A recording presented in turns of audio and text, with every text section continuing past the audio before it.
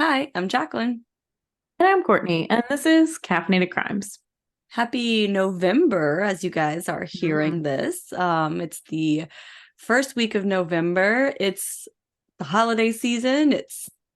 We're doing all the things. It's that time of year. It's so exciting.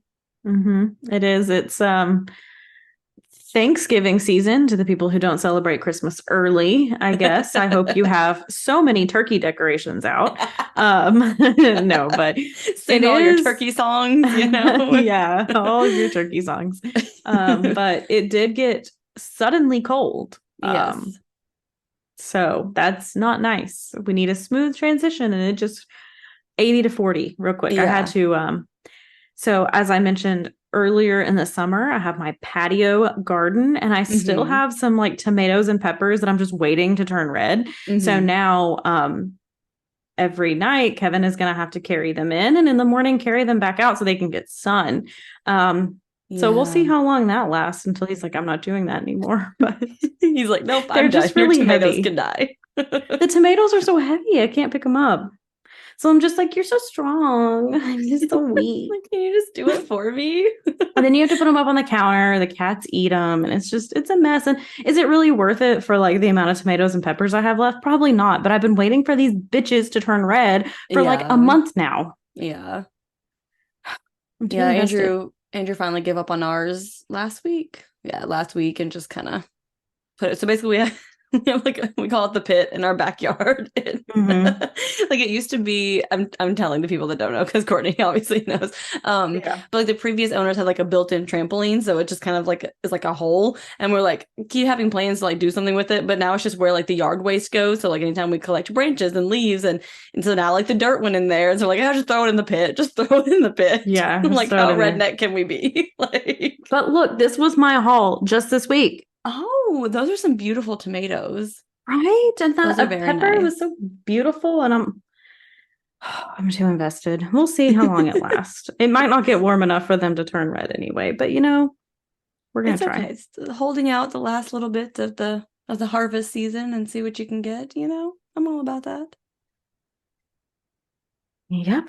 Well, we do have some updates that we can go Yep. ahead and get into. Mine is a little bit long, so I feel like I should go ahead and get into it. This is one I don't remember how I heard about it, but just kind of recently been talked about, and that's Betterson Wade reported her son, 37-year-old Dexter Wade, missing in March of 2023 in Jackson, Mississippi. So she last saw him the night of March 5th, and then she reported him missing on March 14th because she hadn't like heard from him, and Mm-hmm. he was like older, so she was like, oh, like maybe they had gotten into a fight, I think, and he left, so Mm-hmm. she was like, oh, whatever. Then after a few days, she was like, something's weird. And so she reported him missing, and police were like, we can't find him, and just kept saying, like, we can't find him.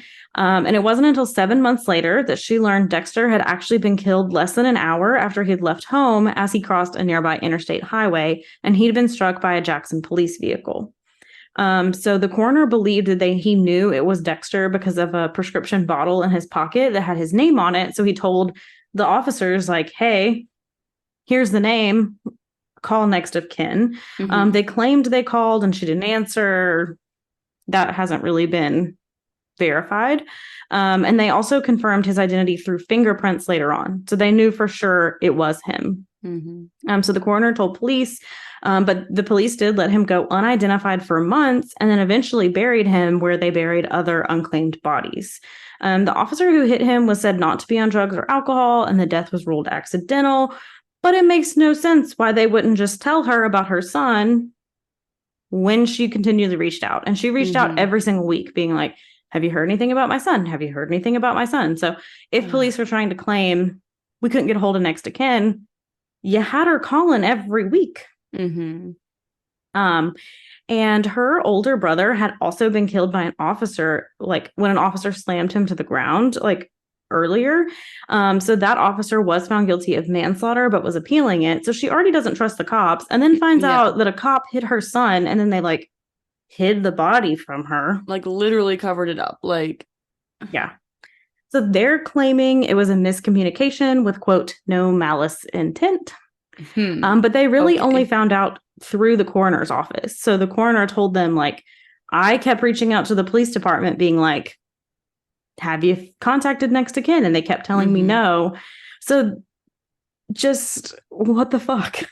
What the fuck? And if it's an accidental death, if it's ruled accidental, then why? And like, I think they said Dexter had like some drugs in his system too. And I'm like, I see how y'all would paint this narrative in general if you came out with it. So why are you hiding it? Exactly. Like they could very easily just be like, oh, this guy was drunk and wandered into the road and it was an accident. And I'm sure they probably would not even be charged. Like, yeah.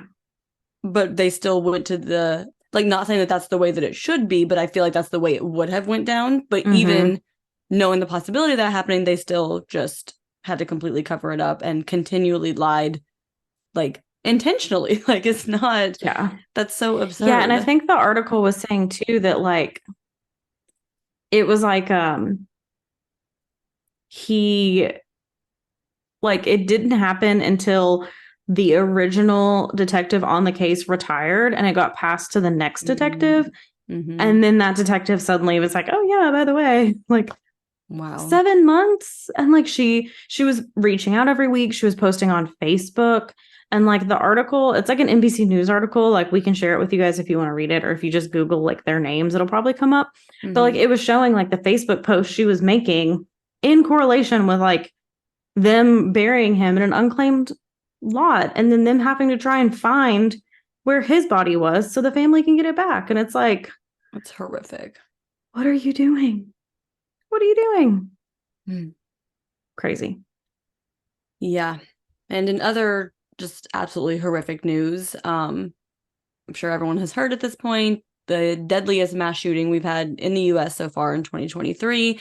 So 40-year-old Robert Card opened fire in a bowling alley in Lewiston, Maine on October 25th and killed 18 people and wounded another 13. So Card was an Army reservist who was at a National Guard training facility over the summer when officials there had him transported to a hospital for evaluation because they were concerned about his erratic behavior. So despite all of this, he was somehow able to get access to a semi-automatic rifle. So a 2-day manhunt did end with officials finding Card's body, and he had died from a self-inflicted gunshot wound. His motive is currently unknown. I know a lot of times, like, it never makes sense, obviously, but usually something will come out of why they picked a certain place or why anything, but so far nothing has come out as far as why he would do something like this. But again, going back to the fact that he is in the Army and was at a training facility, that they had him transported to a hospital to evaluate him because something was going on, yet he was still able to get this rifle. Just insane. Yeah, just so tragic and so sad. And I saw so many places too talking about like this was such a like small town, like this doesn't happen here kind of place, and it's like just totally unexpected, you know.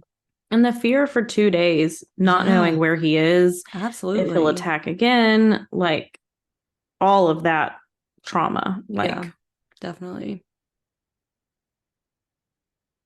Well, speaking of sad, right? I guess we should go ahead and get into our episode now that we've thoroughly depressed everyone. So our sources this week are the Hinterkaifeck Murders, The Unsolved Crime by Zelda Broderick, an All That's Interesting article, a Ranker article, and a Faxcology article. So the Hinterkaifeck Murders is one of Germany's most infamous unsolved cases. 6 people, including 2 children, were murdered on March 31st, 1922 in a horrific murder that remains unsolved today. So the Hinterkaifeck farmstead was located near the woods outside the Bavarian town of Broburn, about an hour away from Munich. So the Gruber family lived in a home on this farmstead. So the Gruber family consisted of 63-year-old Andreas Gruber, his wife, 72-year-old Cazilla Gruber, their daughter, 35-year-old Viktoria Gabriel, and Victoria's 2 children, 7-year-old Cazilla and 2-year-old Josef. And the Gruber family mostly kept to themselves, didn't really interact much with their neighbors. So Victoria was actually a widow whose husband had been killed in France during World War II.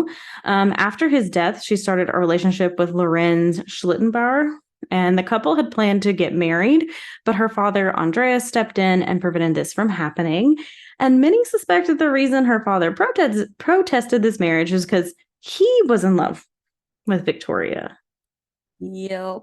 So, Viktoria and Andreas had been convicted of incest in 1915. Andreas served 1 year in prison, and Viktoria served 1 month. So, yeah, not great. Yeah, they very much had a reputation in town because of this situation. I can imagine. And especially because it was unknown if Viktoria's youngest child, Josef, was fathered by her lover, Lorenz, or her father, Andreas. So Lorenz argued that Andreas was the father, and although he fought it for a while, he did eventually agree to pay child support. Lorenz did go on to marry someone else, and they had a baby together who tragically died at a few weeks old. And although the family kept to themselves, it was unusual when 7-year-old Cazilla did not show up for school on April 1st, 1922. So 2 local coffee salesmen stopped by the house on April 1st, but no one answered. They didn't really find this too out of the ordinary because, again, the Grubers were pretty quiet people. There was smoke coming out of the chimney. Everything seemed normal. So they're like, they just don't want to talk to anybody, which I get it. Right? I'm like, I have ignored a salesman at my door many, many times. So same. Yeah. So later, a man was supposedly seen with a lantern on the property, but the neighbor who saw him couldn't recognize him from the distance. So then Cazilla didn't show up the next day either, and the family also did not show up to church that day. So Viktoria was a member of the choir, so she rarely missed church. And the family's mail also started to pile up at the local post office. And on April 2nd, a butcher supposedly saw 2 strangers at the edge of the woods on the property who turned away when he saw them. So they're not showing up places, some kind of like suspicious sightings. Then on April 4th, a repairman came to the farm to fix an engine in the machine room, and the barn doors were locked and he could hear the dogs barking inside, but he didn't see like any of the family members. Again, it's not unusual because the family was pretty reclusive. However, when he left 4 hours later, after fixing the machine, the barn door was open and the dog was tied up outside. So he's like, oh, clearly someone's been around here because things have changed. And at this point, the repairman was concerned that he hadn't seen any of the family the entire time he was there. So he's like, that is weird. Like, I hope he got paid before this and didn't just do the job unpaid. But, you know. Right? I'm like, how did that work? Yeah, how did you get your money? So the repairman went to Lorenz Schlittenbauer to ask if he knew if the family was okay. He hadn't heard from them either, so Lorenz, along with Michael Pohl and Jacob Sigel, went to the family's farm to investigate. So the barn door was open, and when they looked inside, they discovered a horrific scene. So the bodies of Andreas, Viktoria, and both the grandmother Cazilla and the granddaughter Cazilla were found in the hay, and all had been strangled and beaten to death. The 4 bodies were stacked on top of each other, and their skulls had been crushed, and bones were like sticking out of their faces. Viktoria had been struck at least 9 times, and they had been extensively beaten. Inside the house, they found the bodies of 2-year-old Josef and the family's new 44-year-old maid, Maria Bumgartner, in the bed chambers. They had been beaten with a pickaxe, and both of their bodies were covered up. So the police were contacted, but the closest police station was 45 miles away in Munich, so it took some time for officers to arrive. And by that time, dozens of interested neighbors had walked through the crime scene and destroyed much of the evidence. This is the 1920s. We hear this happening all the time. Yep. Which, again, is just showing, like, interest in true crime is not recent at all. I hear that so much where it's like, oh, like, why all of a sudden? And it's like, this has always been an interesting aspect of human life that people are like drawn to, you know? Yeah. So law enforcement started investigating and realized that large sums of money were left behind in the house, so it didn't appear that robbery was a motive. Even more chilling, it appeared that the killer had lived at the farm for several days, cooking and eating meals in the kitchen and taking care of the animals, and none of the animals were harmed. So like we said, the dog was taken out of the barn at some point. Like, someone's here taking care of the animals. And it also appeared that the bodies had been moved around after the family had been killed. And law enforcement also discovered footprints in snow leading from the forest to the farmstead. So Andreas had told friends in the days before that he had seen strange footprints at the farm and that he had been hearing strange sounds from the attic, but he wasn't able to find anything unusual, like when he went up there and started looking around. But the weird thing was that the footprints led from the woods to the barn, but there weren't any footprints leading like back away from the barn. And like it had snowed, so like it had snowed and then there were footprints and then it didn't snow again, so like they kind of stayed for a little bit. So it's like someone's walking from the woods into the barn and then you never see them walking back out. So he's like, what's going on? And earlier that month, Andreas had also found a newspaper from Munich on the farm that was unusual because it wasn't a newspaper that he subscribed to. And like no one in the area, because they're like, oh, maybe somebody, one of his neighbors, they got it by mistake. And like, but it was reported that no one in the area subscribed to this particular newspaper. And law enforcement found out that one of the family's 2 keys went missing before the murders. They believed that somehow the killer or killers had lured 4 of the 6 people living in the house to the barn to kill them before returning to the house to kill the other 2. And it was believed that the family was killed on March 31st because that day was Maria's first day working as a maid for the family. So her sister had dropped her off at the farm that morning, and she was likely the last person to see Maria and the Grubers alive. So the last maid had supposedly left the job because she felt that the Gruber's house and farm were haunted, and she had been hearing strange noises coming from the attic. So something kind of spooked her and made her leave.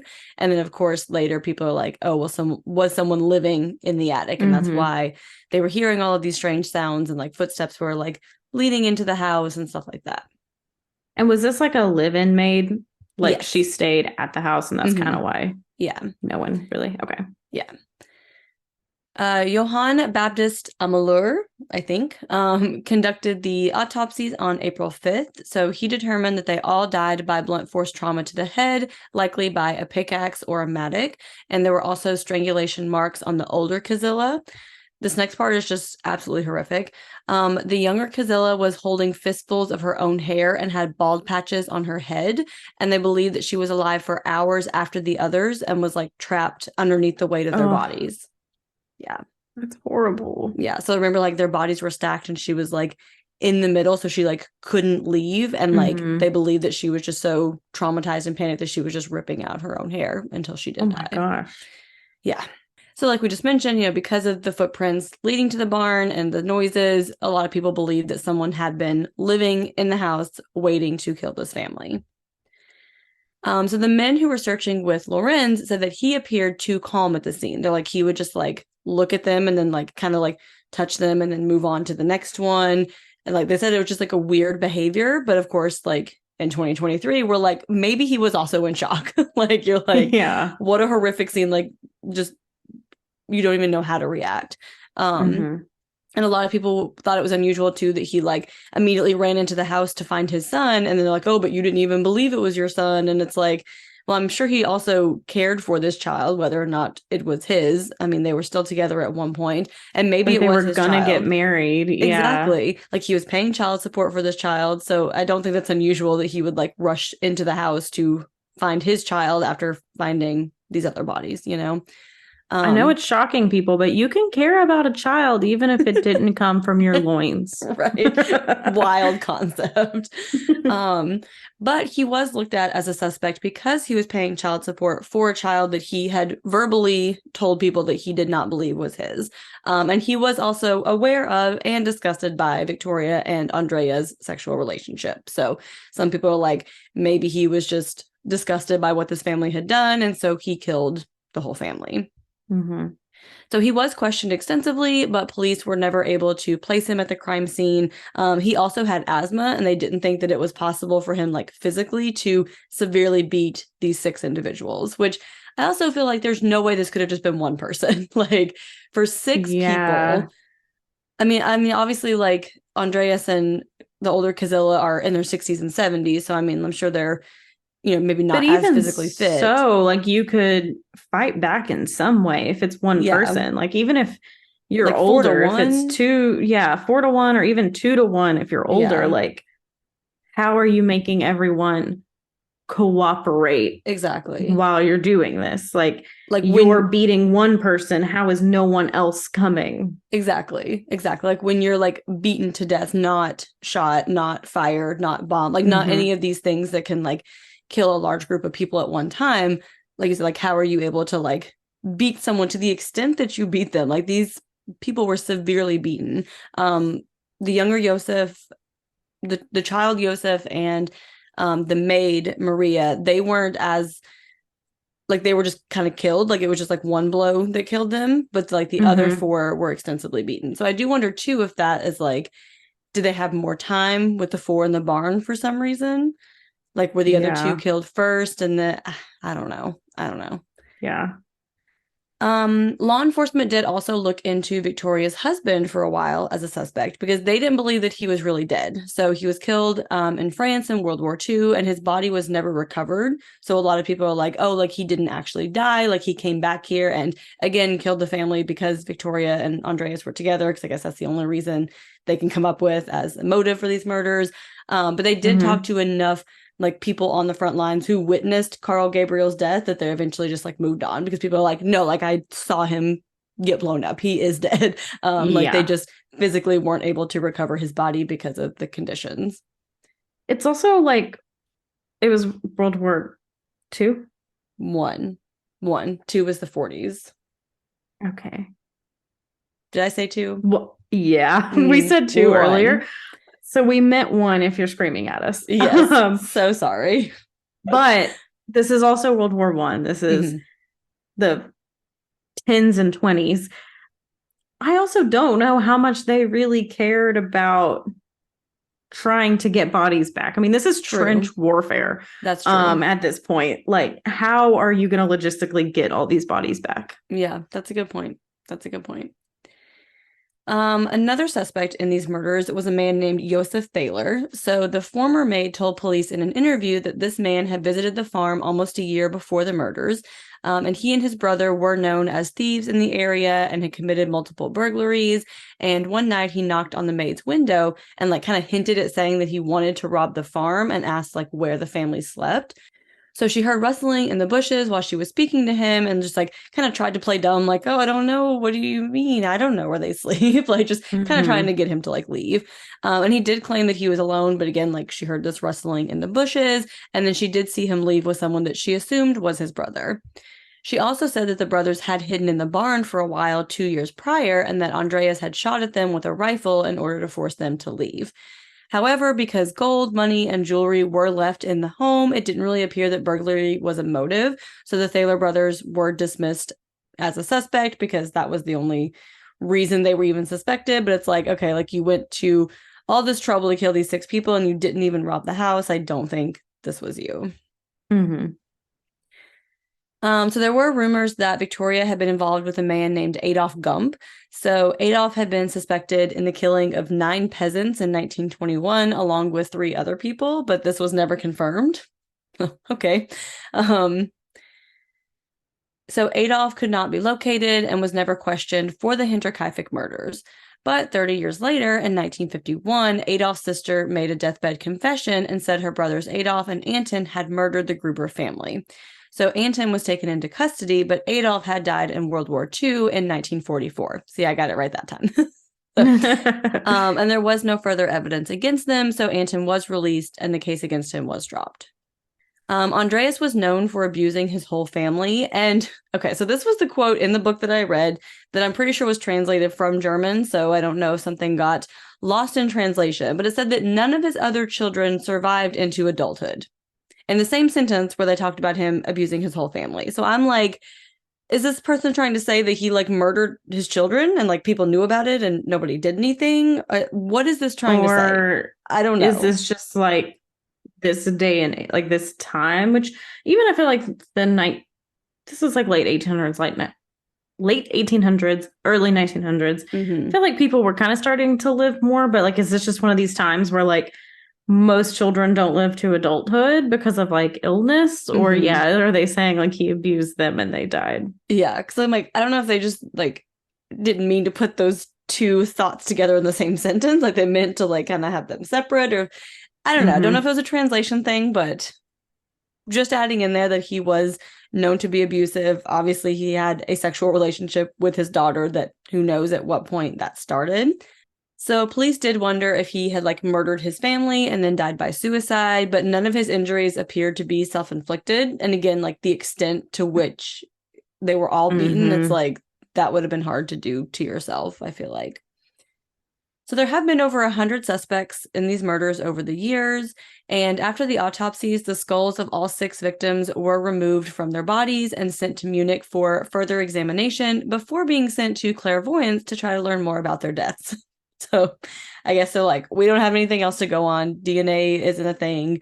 Forensic evidence is very rudimentary. Let's just try clairvoyant and see if we can find anything there. Yeah.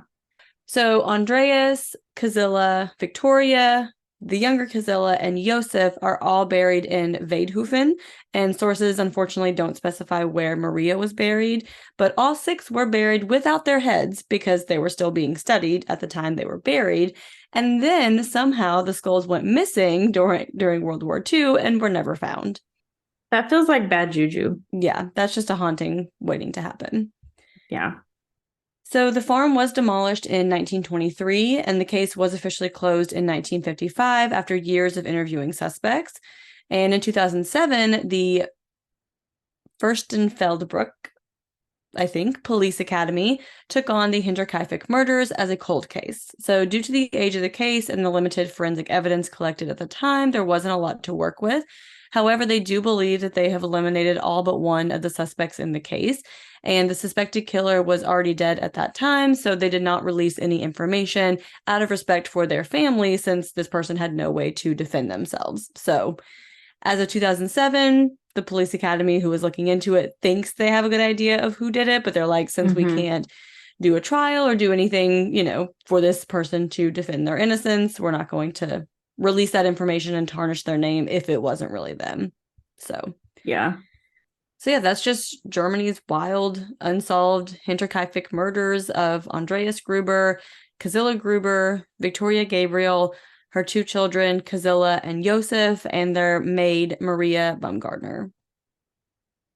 Yeah.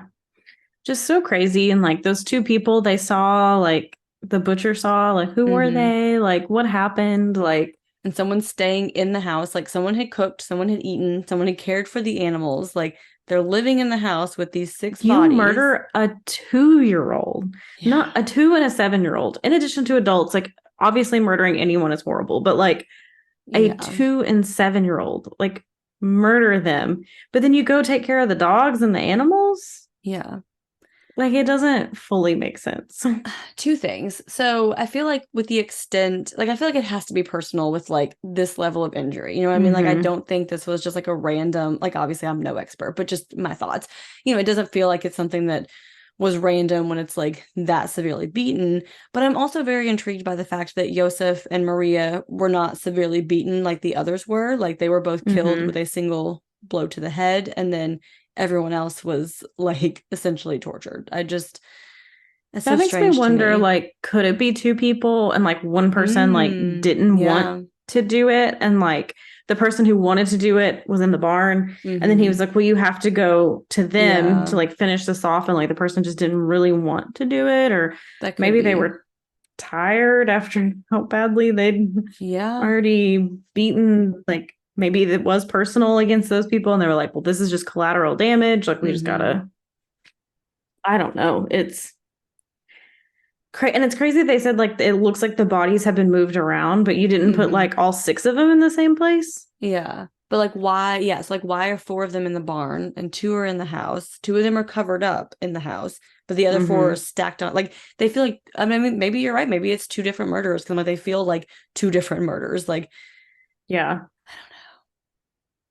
I also wonder if there's more information out there that's just lost in translation. You know what I mean? Because like everything I was finding was like a lot of the same stuff. So if you guys are in Germany and you guys know more about this, please let us know. Because we're very intrigued.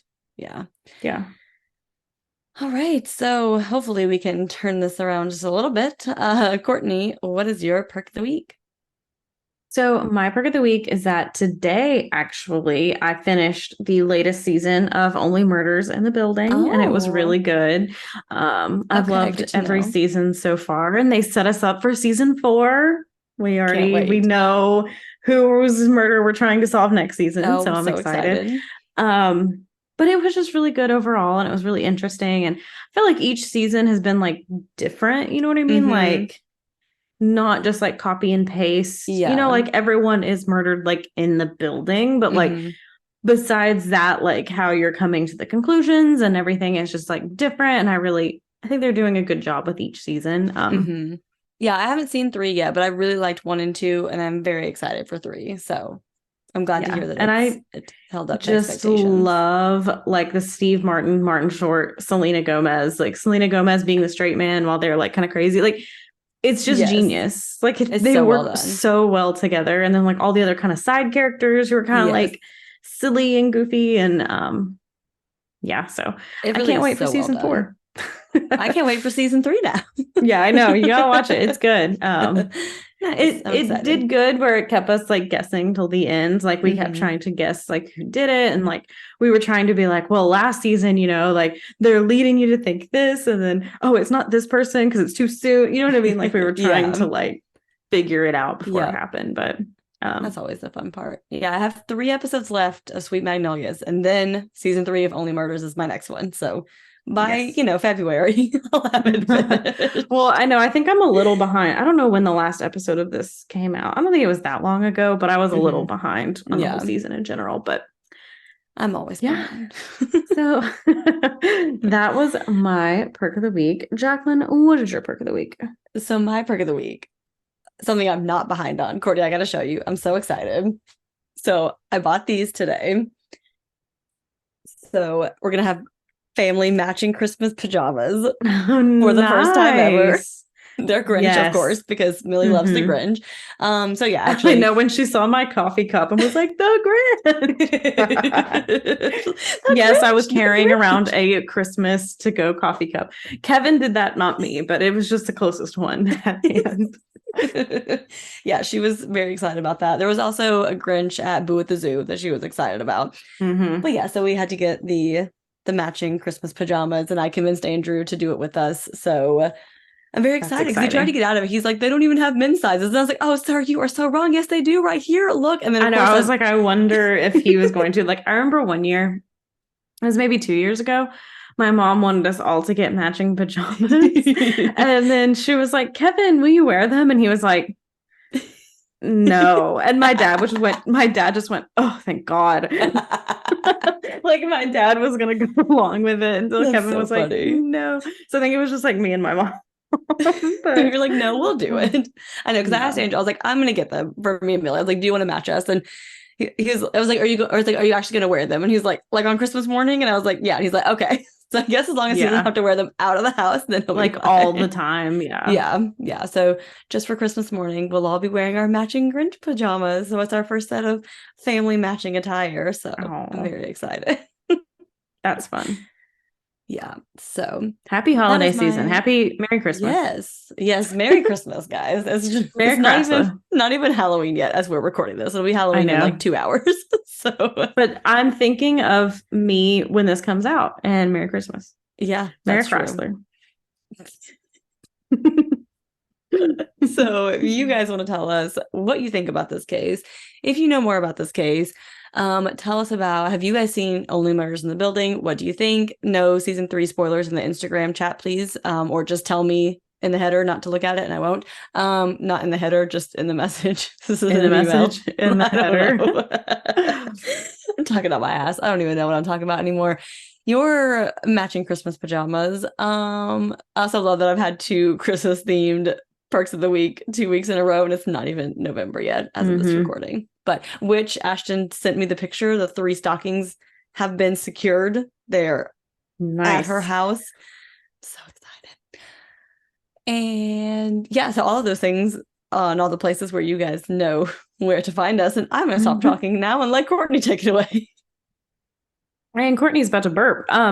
And then the most important platform you can find us Yes. on is patreon.com/caffeinated where you can join for as low as $3, as much as $20, and you get different perks with each level. So the lowest level, you get ad-free episodes, you get bonus episodes, Discord access, all of that. $10, you get a pin and a sticker mailed right to your house. A lot of just good perks over there. You get a lot of interaction with us, and we try to post a lot on there as we can. So we'd love to have you over there. Just any way you can support the show would be really nice.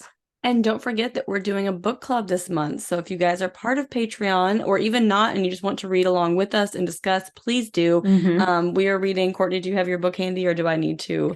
The Devil in the White City by Eric Larson. That's it. Yeah, so that's what we are reading for our book club for Patreon for November. So we will have an episode, kind of discussing it and our thoughts and everything. But we would love for everyone to read along with us. But of course, if you want to hear that episode, it will be on Patreon the last Thursday of this month. And then if you want to give us 5 stars on Spotify, Apple Podcast, like it on YouTube, subscribe on YouTube, just wherever you can send us some love, that would be greatly appreciated. But in the meantime, go have a cup of coffee. And don't commit a crime.